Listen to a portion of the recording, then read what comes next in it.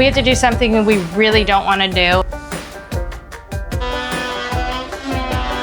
We're getting into the big drama.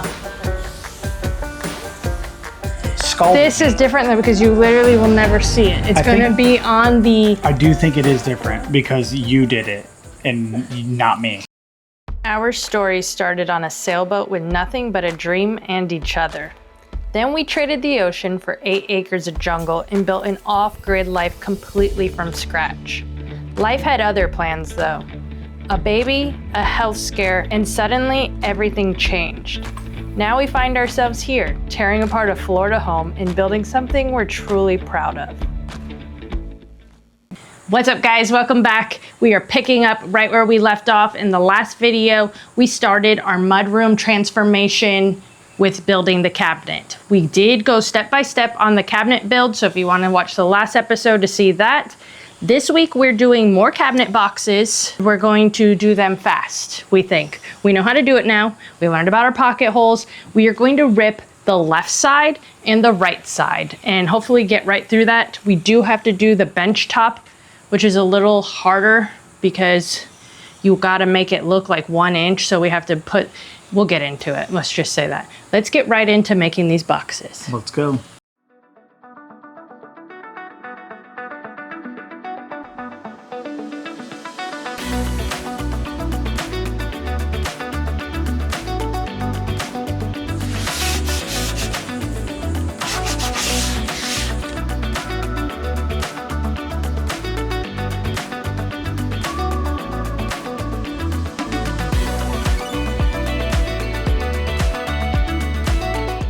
Matt got all the cuts. They came out pretty good this time. We'll have to ask him what he did differently to see why it didn't get as much tear out as the last episode, but now we're on to the pocket holes.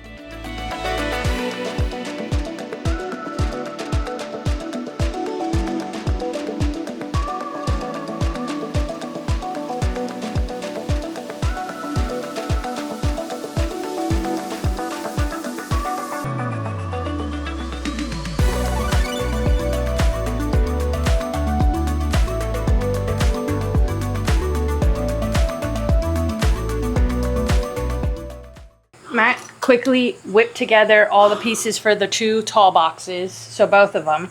Now it's time to assemble. We got our glue, we're using Titebond 2, and our pocket screws, so. And staples. And our brad nails. Brad nails. So this is gonna come together real fast. Let's get it going.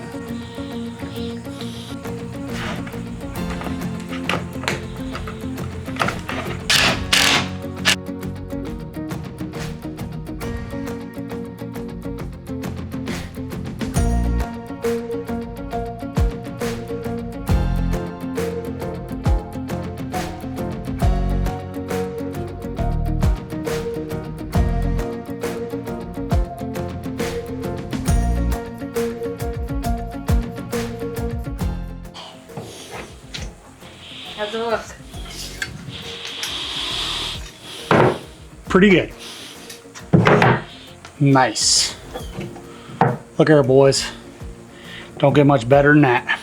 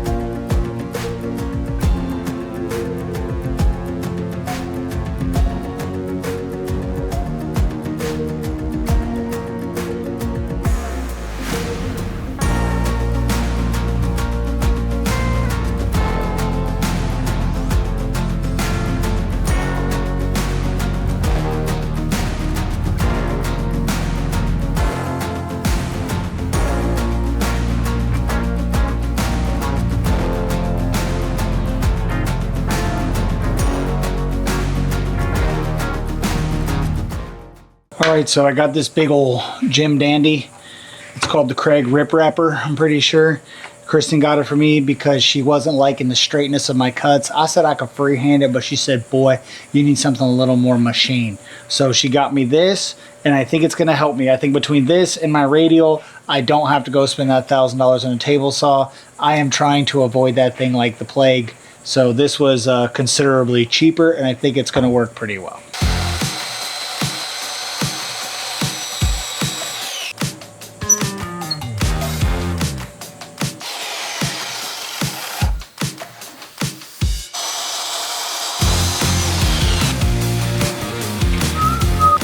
All right, Matt just built the dividers that separate the tall cabinets and have a small top cabinet for more storage. Here, as you can see, I have a nice broom in there.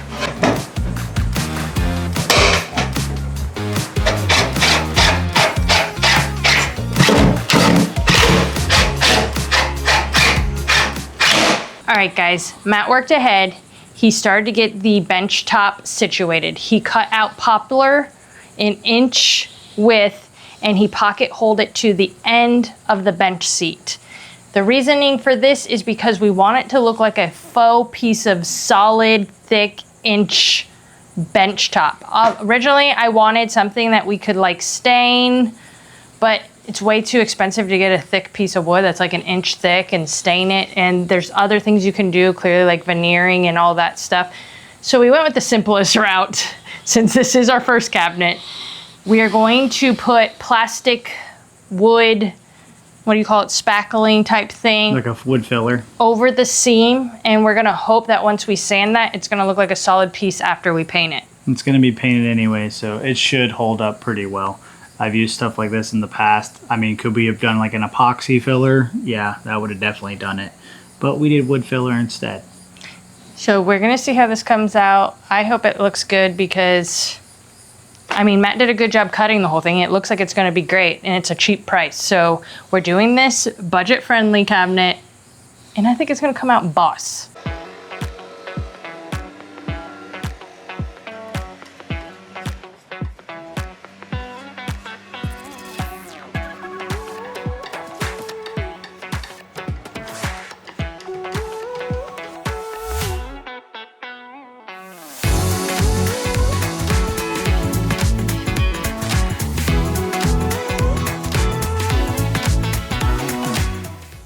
We have to wait for it to dry before we can sand it. Is it plastic? Is it wood? I don't even think it knows what it is. It's plastic that identifies as wood. It's wood that wishes it could be plastic. Okay, that's enough. We don't really know. We don't really know. Anyways, we're getting into the big drama. We have to do something we really don't want to do. We have to cut up our beautiful drywall that we had finished in the mudroom, and you guys saw in the last episode that we painted and it looks so beautiful because of our outlet. Our outlet was put in the wrong spot. It was not my fault. So for all you haters, and I'm just gonna say old men that hate on me because it's always an old man. For all you haters, well, you know what? I take that back.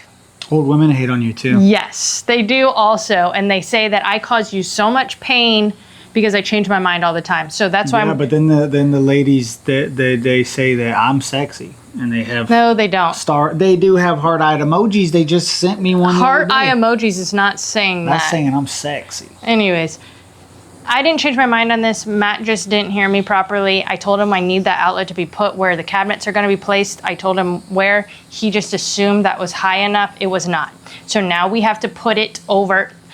Luckily it didn't because we are putting it over to the other side cabinet that's bigger. So here we go, cutting up the drywall.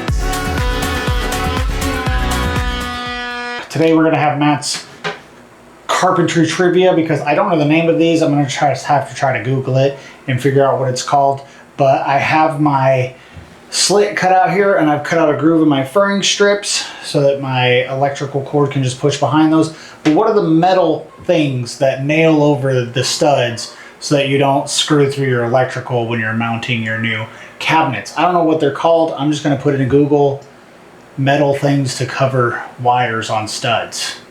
Hopefully it comes up the right thing, but that's it. We're ready to go in there. I just got to put a new outlet here, chip a little bit of rock out, and then we're good to go. All right, so it's a couple days later. We spent the weekend having a lot of fun because it was my birthday. I'm not gonna tell you how old I am because it's been a bajillion years since we started YouTube. So You're way too old for Leonardo DiCaprio to date, that's for sure. anyways, we are back to working on the cabinet, and we are going to now sand off the plastic wood that we put on, and hopefully there won't be a seam. There's gonna be a seam. You think so? There's gonna have to be. Plus wood contracts and expands, so eventually there will definitely be a seam there at some point. We'll see though, we'll see.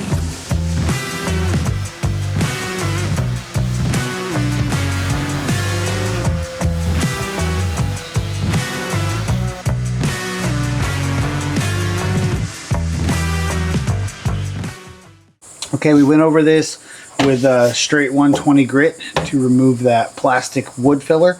The reason we don't go through all the grits is because this is being painted, not stained. So you can generally just get away with 120 across the whole thing. It doesn't have to be perfect, but you do want to make sure that it's smooth, no bumps. Close your eyes. And can you feel the seam? Close your eyes so you can really imagine. Yeah, I can feel the seam. You can? Watch, hold on. The seam is right Are you there. Are you joking? Is that the Because seam? Matt, quit being dramatic. Oh, that's the edge. Hold on, let me show you. It's got it.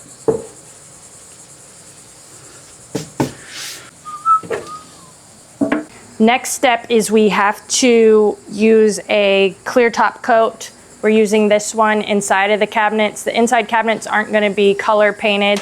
We're just going to finish them off here, so if water goes on them, they should be fine. I know you could get pre-finished cabinets, plywood, but we didn't get that. So maybe for future projects, but I think this looks better, and you can actually stain these if you wanted to. So we're gonna put this on. It's just a matte top coat. We got a little bit of glue that we gotta sand off real quick.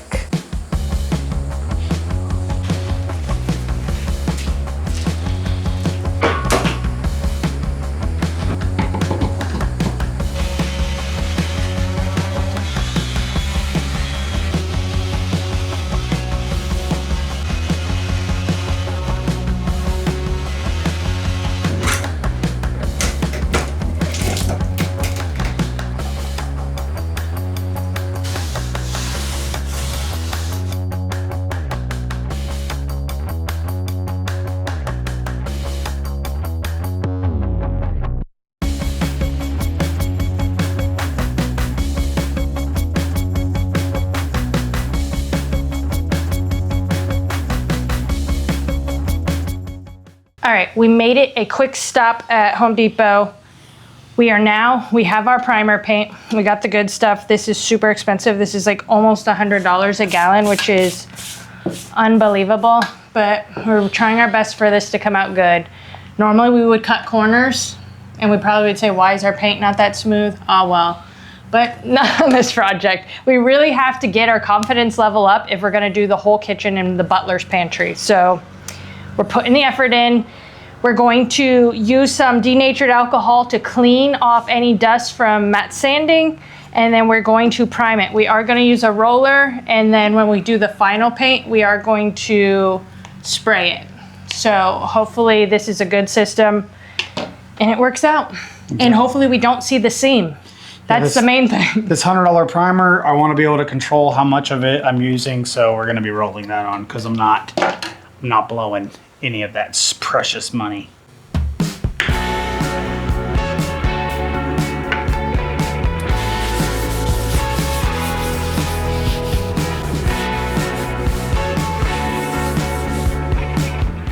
Fun fact about this stuff, a lot of sailors use denatured alcohol as like a fuel for their stoves.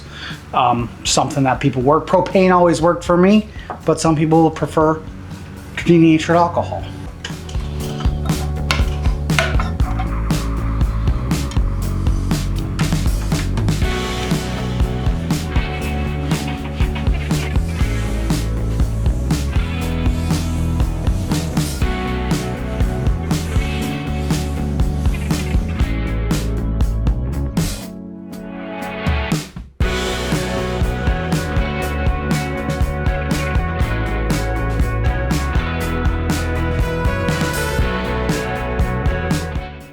Matt did a great job priming it. Now we can see we have the garage door open. We can see all the marks that are there. There's a few on the table, but those are gonna go underneath the tall cabinets. So I don't think we have to worry about it too much, but we are going to have to do another round of the plastic wood filler. Some spots look pretty legit where you can't tell that it's two pieces of wood together, but some spots you can still see the seam. Maybe we're being a little bit of perfectionist and most people would just paint it and call it a day, but I think if we just do one more round, it just guarantees us a better bench seat. You agree? You want to try to make it as perfect as you can, because then, you know, they say aim small, miss small. If you're aiming for right between somebody's eyes and you miss by an inch, you still clip them. If you're aiming for someone's head and you miss by an inch, you might miss the whole thing. So we're aiming for perfection here, and we might get a B-, which will be great. If we aim for a B-, we might get a C-. So we gotta try as hard as we can.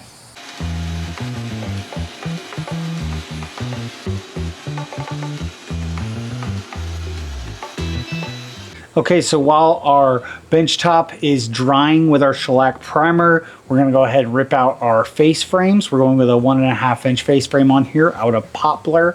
I have to rip it, but I was gonna rip the entire board, the entire 10 footers, and Kristen said, can't we just cut them to length and then rip them? And that'll be a lot easier and probably a lot more uniform. And I said, honey, you're probably right. Is that what you said? Yeah, so we're gonna work smarter, not harder. This is our quick sketch that we made.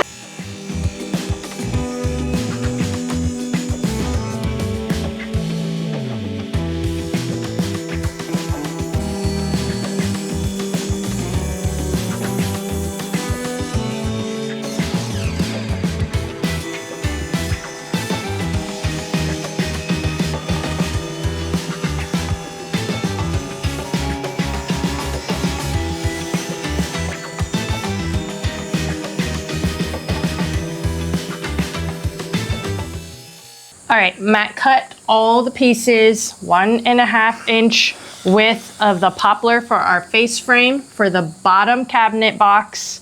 We now have to add pocket holes in and then pocket screw it to assemble it together, and then we attach it onto the cabinet. I think once the face frames go on the cabinets, it's really gonna start coming together. We do have more plastic wood on the bench top that's drying. That's gonna come out good. So I think we're coming around the corner, you think? These cabinets are gonna be A1 professional.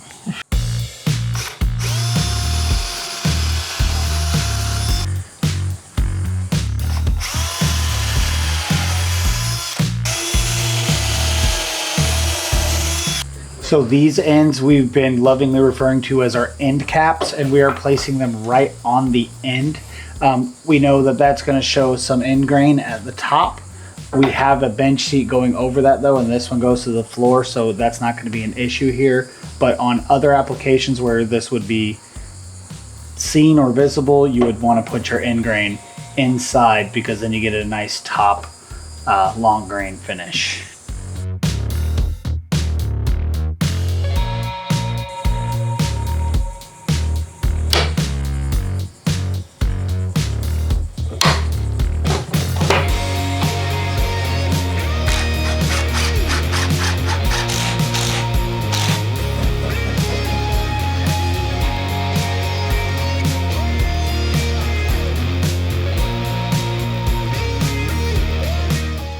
Okay, so I clamped on my faceplate. I finished my perimeter and I clamped that on just so this way I could mark right where my uprights are gonna go. and I could get it as perfect as possible, because I do use the tape measure, but that thing wanders on me from time to time.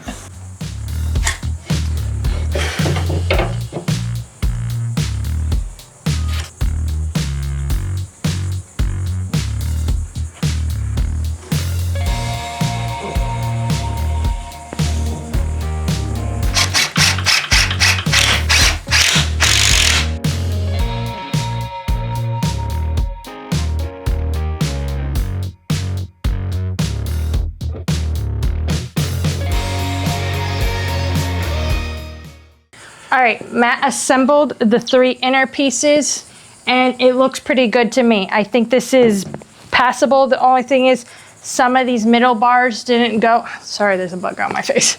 These middle bars weren't completely flush with the perimeter. I'm not quite sure why that happens because we did clamp it and screw it. I think once we sand it all down though, I think it's gonna come out pretty good. So how are you feeling about your pilot holes? I did do some pocket screws on the inside on my own, and I think they came out pretty good. Nothing ripped through, so he wants to make fun of me because they didn't come out exactly in the middle. But you know, it was my first time, and you're never gonna see them. Yeah, but I feel like you're never gonna see them was a move that I tried to pull when we were redoing the boat on the inside of some of these cabinets, and you would have scolded This me. is different though, because you literally will never see it. It's gonna be on the... I do think it is different because you did it and not me.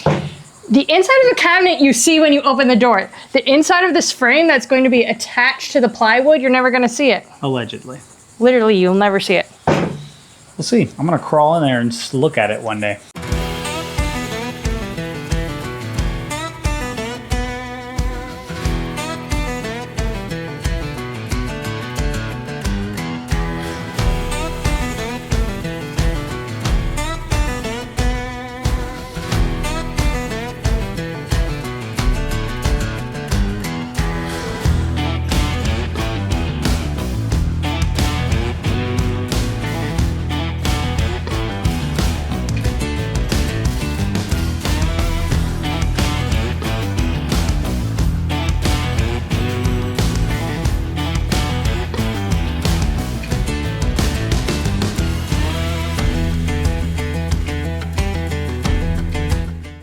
Okay, the seam came out much better that time. There's a little bit of a flaw in the actual plywood, a little bit of a high spot bubble, glue bubble or ridge or something, so you can see that. It's not too bad though.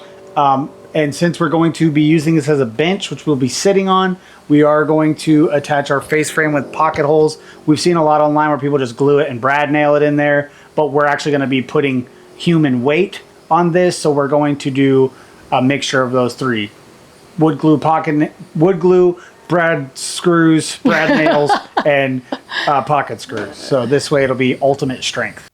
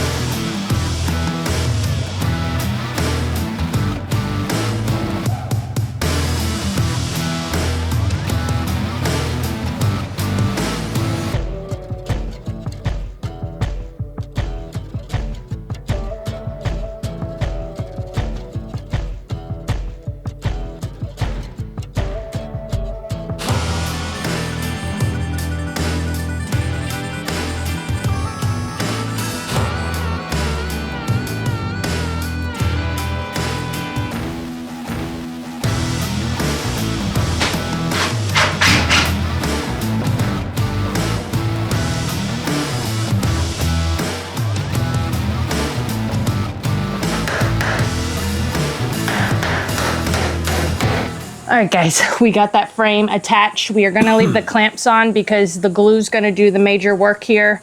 So once that dries, I think we're gonna have a really, that was probably an overkill to putting the frame on, but you know what? Around here, there's nothing overkill, or everything's overkill. Everything. It's more like it. We got to overkill because we don't know really what we're doing, so we got to give ourselves the best possible chance at success. So next week, make sure you hit subscribe and like this video, because next week we're pulling out even more work. We are going to be ripping the rest of those face frames. We're going to get into the drawers. We're going to be doing doors soon, and then paint, and then those are done. Yeah, and then once those are done, we have about 9,000 more to do for our cabinets. It's going to work out, guys. I'm super excited. I love the way it's coming out. I'm super hyped. And for all those people that don't think you can make cabinets, when we're done with this, I hope you feel like you can, because I think you can. You have to invest a bit of money into the tools at the beginning, but that's still cheaper than if you bought new cabinets. Cabinets are outrageously expensive. I don't know what happened to the world, but cabinets came up, that's for sure. So we'll see you guys next week. Bye.